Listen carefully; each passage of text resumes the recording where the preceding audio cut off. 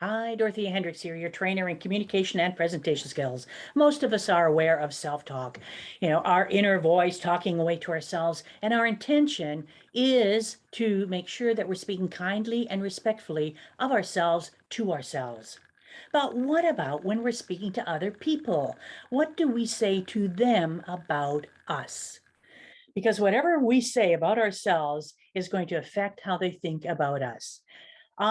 This point just got driven home to me a few years ago. There I am sitting in the lunchroom, having lunch with my friend and coworker.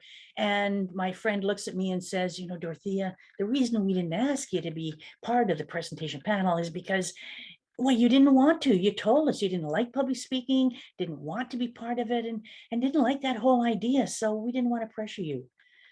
What? What? I'm shocked. I'm going, oh, who told you that? My friend looks me in the eye and gently says, you did. You told us that you weren't very good at speaking, didn't like to do it, didn't like standing or speaking in front of others. So we didn't ask you. Oh, well, I denied. I mean, why would I say such a stupid thing and undermine myself in front of my friends, my coworkers in the workplace? But boy, the more I thought about it, the more I realized, yeah, I did say that. And then I began to realize that wasn't the only time. I was in the habit of undermining myself fairly often in the workplace. So, when somebody would ask for information, instead of being direct and clear, I go, oh, I don't know. I'm not sure. Or I'd give a presentation at a meeting. And when I was finished, I'd look around and I go, oh, was that okay? Everybody understand is all right? Oh my goodness, belittling and doubting ourselves. I'm sure I'm not the only one. When we speak with others, these patterns of thinking that undermine us, we picked these up a long, long time ago.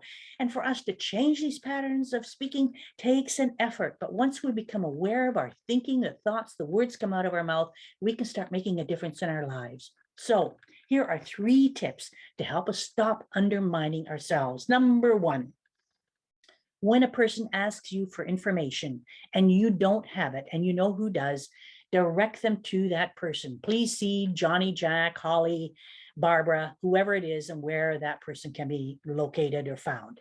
Or if you want to take the lead, look at the person and with confidence say, I don't have that information right now.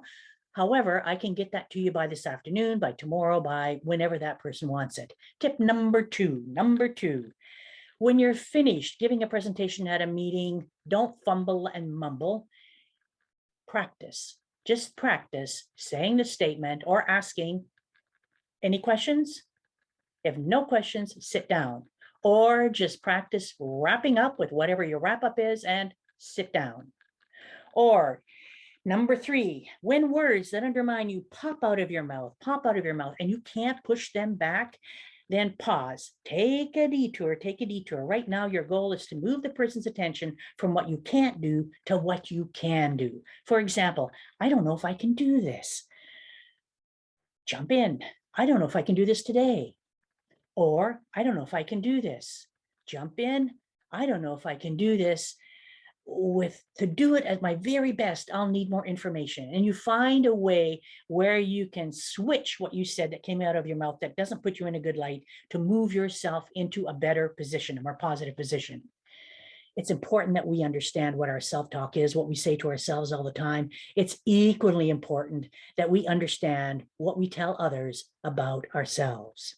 Going to close with a quote here by John Wooden. Make each day a masterpiece. Never make excuses. Your friends don't need them, and your enemies won't believe them.